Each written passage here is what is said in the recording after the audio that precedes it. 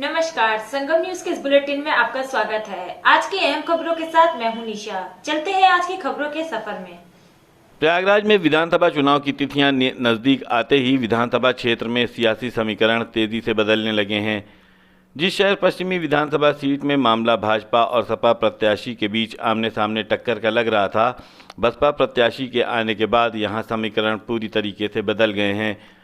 शहर पश्चिमी में विधानसभा सीट में 4.25 लाख के आसपास मतदाता हैं, जिनमें सबसे अधिक मतदाताओं की संख्या दलित वोटर्स की मानी जाती है और यही वजह है कि दलित बहुल इस मतदाता सीट में बसपा का प्रदर्शन हमेशा बेहतर रहा है। शहर पश्चिमी विधानसभा सीट से इस बार पार्टी ने एक साफ सुथरी छवि वाले ऐसे प्रत्याशी को उतारा है जो कभी विवादों के घेरे में नहीं रहा। 4.25 लाख मतदाताओं वाली इस सीट में दलित वोटर्स की संख्या सबसे अधिक 1.25 लाख के आसपास है। ऐसे में बीएसपी ने इस सीट के मुकाबले को बेहद दिलचस्प बना दिया है। भाजपा और सपा जहां सांप्रदायिक मुद्दों की तू में भिड़े पड़े हैं, वहीं बसपा का ये साइलेंट ट्रम्प कार्ड कुछ चुनाव नज़दीक आते आते गेम चेंजर साबित होकर सपा और भाजपा का खेल खराब कर सकता है। करिए देखिए, मुकाबला तो देखिए प्रतिद्वंदी होता ही है। बीजेपी से भी है, आपके लिए सपा से भी है, आपके लिए कांग्रेस से भी है, आपके लिए निर्दलीय से भी है। मुझे तो एक जो भी मेरे विपक्ष में रहेगा सभी से है। मैं तो जनता से मेरा प्यार जो मुझको मिल रहा है और मुझे जो स्नेह मिल रहा है, बस मैं उसी पे चुनाव लड़ रहा हूँ।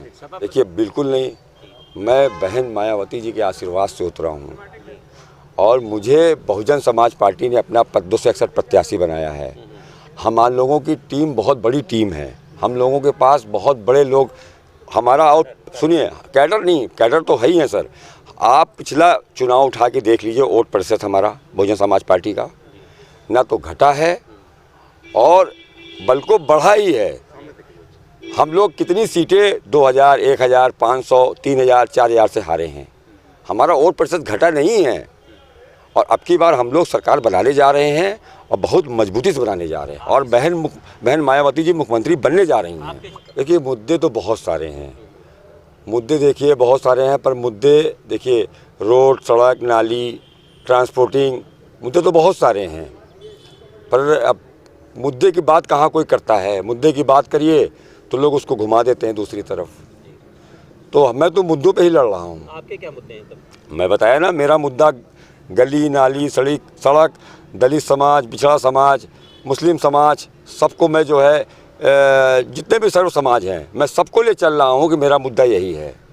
देखिए मुस्लिम कहीं से कंफ्यूजिंग नहीं है। ये मुस्लिम ने पूरा मन बनाया हुआ है कि गुलाम कादिर को, मानी बहन मायावती जी को, बहुजन समाज पार्टी को वोट करना है और हमारी बहन मायावती जी मुख्यमंत्री बनने जा रही हैं।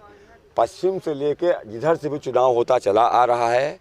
आप देखिए इस चीज़ को, चाहे जैसे देख लीजिएगा, अब की बार हम लोगों की सरकार बनने से कोई रोक नहीं सकता और कोई क्या कह रहा है, कोई क्या सुन रहा है, वो 10 तारीख को खुद ही मालूम चल जाएगा। भारतीय जनता पार्टी पूरा उत्तर प्रदेश में बौखला गई है। उनके जमीन के नीचे से ज़मीन खिसक गई, पैर के नीचे से ज़मीन खिसक गई है।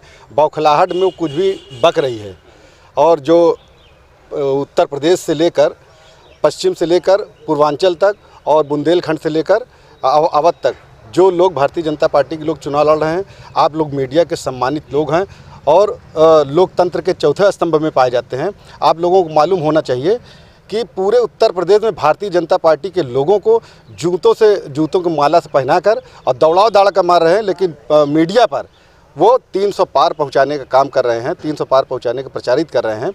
ये पूरी जनता और पूरे देश के लोग, पूरे प्रदेश के लोग जान रहे हैं। शहर दक्षिणी में भाजपा के प्रत्याशी को हटा दिया कि वहाँ पर प्रचार करने के लिए गए तो पब्लिक ने वहाँ से दौड़ा लिया। शहर दक्षिणी देख लीजिए, शहर पश्चिमी देख लीजिए। शहर पश्चिमी में हमारे समाज के लोग थे, वहाँ पर नई बस्ती हो, खुलदाबाद हो, go back Siddharthnath Singh, go back Siddharthnath Singh का नारा लगाकर उनको पीछे कर दिया गया है। और यही भारतीय जनता पार्टी के लोग आज बाबा साहब डॉक्टर अम्बेडकर का नाम लेते हैं, संत कबीरदास जी का नाम लेते हैं और 2 तरीके की बात करते हैं। संत शिरोमणि संत रविदास जी की मंदिर को नरेंद्र मोदी जी के इशारे पर और नरेंद्र मोदी जी के प्रशासन के बदौलत तोड़वा दिया जाता है और वहीं पर जाकर खंजड़ी बजाने का काम करते हैं। बहुजन समाज पार्टी बाबा साहब डॉक्टर अम्बेडकर, माननीय कांशीराम जी के सपनों को साकार करने के लिए इस प्रदेश में, इस देश में लगी हुई है। और वहीं पर भारतीय जनता पार्टी संविधान को क्षतिग्रस्त करने पर लगी हुई है और ये नारा देती है कि हिंदू मुसलमान खतरे में है। मैं तो कहता हूं कि ना हिंदू खतरे में, ना मुसलमान खतरे में है। अगर खतरे में है तो इस देश का संविधान खतरे में, इंसानियत खतरे में है। बसपा सुप्रीमो बहन मायावती के प्रयागराज की जनसभा का कार्यक्रम तय होते ही बसपा प्रत्याशियों में उत्साह की लहर दौड़ गई है। बसपा प्रत्याशियों का कहना है कि बहन मायावती की प्रयागराज की ये जनसभा बीएसपी कैंडिडेट्स के लिए संजीवनी साबित हो सकती है। शहर पश्चिमी से बसपा प्रत्याशी गुलाम कादिर ने सदर बाजार में मीडिया से मुखातिब होते हुए कहा है कि बहन मायावती की 21 फरवरी की शहर के केपी ग्राउंड में आयोजित होने जा रही जनसभा चुनाव में गेम चेंजर साबित हो सकती है।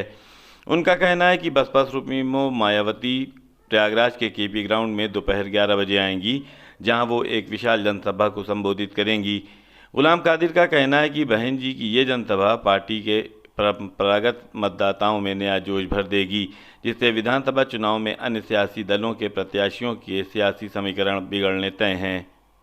देखिए, बहन जी का कार्यक्रम 21 तारीख को है और हम लोग पूरी से जितना से ज़्यादा हो सक रहा है एक एक घर से लोगों को बहन जी के कार्यक्रम में पहुंचाने का काम करेंगे। और कार्यक्रम हमारे पदाधिकारी और जो भी हैं, जो भी टाइम है, कितने बजे का है? 11 बजे का।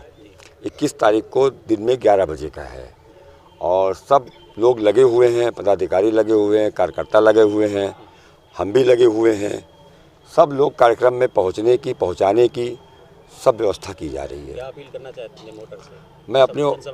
मैं जनसभा को लेकर अपने अपील से अपने मतदाताओं से भी और जनता से भी अपील करता हूं कि भारी से भारी संख्या में माननीय बहन जी मायावती जी कार्यक्रम में पहुंचने का कष्ट करें।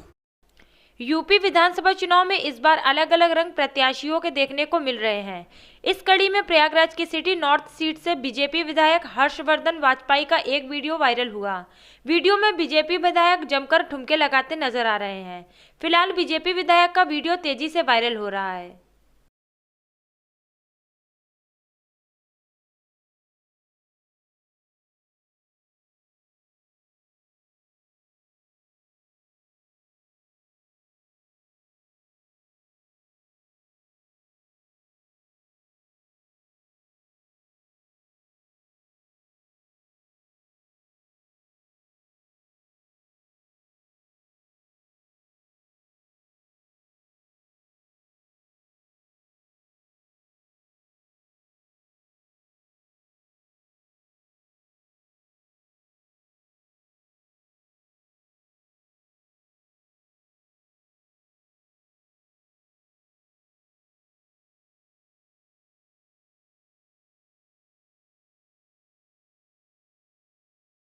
केंद्रीय महिला एवं बाल विकास मंत्री स्मृति ईरानी 21 फरवरी सोमवार को अपने 1 दिवसीय प्रवास पर प्रयागराज आ रही हैं। 21 फरवरी को प्रातः 10:30 बजे दिल्ली से प्रस्थान कर दोपहर 12 बजे प्रयागराज पहुंचेंगी। केंद्रीय मंत्री दोपहर 2:30 बजे प्रयागराज दक्षिण विधानसभा अंतर्गत मीरापुर में, 3:45 बजे प्रयागराज पश्चिमी विधानसभा के प्रीतम नगर क्षेत्र में और शाम 5 बजे उत्तरी विधानसभा के कटरा क्षेत्र में जनसभा को संबोधित करेंगी। नंद गोपाल गुप्ता नंदी के मौसेरे भाई और उसके दोनों बेटे पर मालवीय नगर के एक परिवार को धमकी देने और उनके साथ मारपीट करने का मुकदमा दर्ज किया गया। पीड़ित अनिल कुमार शुक्ला ने अतरसुइया थाने में रिपोर्ट दर्ज कराई है। पुलिस ने चारों लोगों को नामजद करते 50 लोगों के खिलाफ रिपोर्ट दर्ज की है। घटना 14 फरवरी की बताई जा रही है, जिसका कुछ लोगों द्वारा मोबाइल से वीडियो भी बनाया गया है। मालवीय नगर के अनिल शुक्ला के बेटे योगेश की शादी दिसंबर 2020 में हुई थी। शादी के 1 महीने बाद ही पता चला कि योगेश की किडनी की बीमारी है। इसके बाद से ही मुंबई में उसका उपचार चल रहा है। उधर बीमारी का पता चलने के बाद उसकी पत्नी मायके चली गई। उसके घर वाले अब विदाई को तैयार नहीं हैं। वे तलाक चाह रहे हैं। दोनों परिवारों में लगातार पंचायत चल रही है। अनिल का आरोप है कि लड़की की मां और उनके बहनोई अमित मिश्रा का मंत्री नंदी के घर आना जाना है। 14 फरवरी की रात 10 बजे अमित मिश्रा मंत्री के मौसेरे भाई कमल किशोर, उनके दोनों बेटे शशांक व बॉबी समेत लगभग 50 लोग अनिल के घर पहुंचे और गाली गलौज करने लगे। इस दौरान बेटे योगेश और सुनील बाहर निकले तो उनके साथ मारपीट की गई। अनिल ने थाने को सूचना दी, लेकिन पुलिस ने जांच के नाम पर 4 दिन तक कोई कार्रवाई नहीं की। बाद में मुख्यमंत्री समेत प्रदेश के सभी अधिकारियों को पत्र भेजकर मदद की गुहार लगाई। शुक्रवार को अमित, कमल, शशांक, बॉबी समेत 50 लोगों के खिलाफ विभिन्न धाराओं में रिपोर्ट दर्ज कर ली गई। मंत्री के रिश्तेदारों पर एफआईआर हुई है तरसुइया में। अरे तो देखे थे पंडितों के घर में घुस के मार रहा है, उनका आदमी पंडितों के घर में घुस के मार रहे हैं। अब आप केवल इसीलिए ना कि मंत्री हैं वो, और उस दिन हमने बोला था कि उससे बड़ा माफिया कौन है, ब्रजेश सिंह वगैरह तो बात की बात है, उससे बड़ा माफिया तो यही लोग हैं। कानून व्यवस्था के नाम पर जनता के बीच वोट मांगने जा रहे शहर दक्षिणी के भाजपा प्रत्याशी नंद गोपाल गुप्ता नंदी एक बार फिर विवादों के घेरे में आ गए हैं।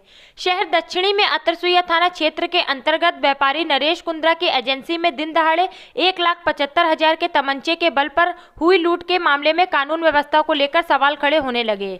शहर दक्षिणी के सपा प्रत्याशी रईस चंद शुक्ला ने इसे लेकर नंदी पर निशाना साधा है और कहा है कि एक तरफ मंत्री जी कानून व्यवस्था का राग लापते हैं और दूसरी तरफ उन्हीं के विधानसभा क्षेत्र में मीरापुर में दिन दहाड़े व्यापारी को लूटकर लुटेरे भाग जाते हैं। इधर मालवीय नगर में मंत्रियों के करीबियों के खिलाफ दर्ज मामले ने भी सपा प्रत्याशी को भाजपा प्रत्याशी के खिलाफ हमला करने का एक और मौका दे दिया।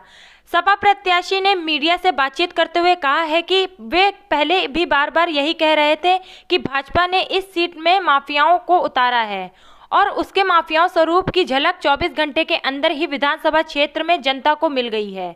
उन्होंने नंदी पर निशाना साधते हुए कहा है कि अभी तो यह ट्रेलर है, पूरी फिल्म अभी बाकी है। कल आपने देखा कि इतनी बड़ी लूट हो गई, 1,75,000 रिवाल्वर लगा के लूट लिए और कानून व्यवस्था की बातें करते हैं। कहाँ कानून व्यवस्था है? कानून व्यवस्था तो है ही नहीं। इस सरकार में कानून व्यवस्था नाम की कोई चीज ही नहीं है। खबरों का सिलसिला यूं ही जारी रहेगा। आप हमारे YouTube चैनल को लाइक कीजिए, सब्सक्राइब कीजिए और शेयर कीजिए और आप देखते रहिए संगम न्यूज। नमस्कार।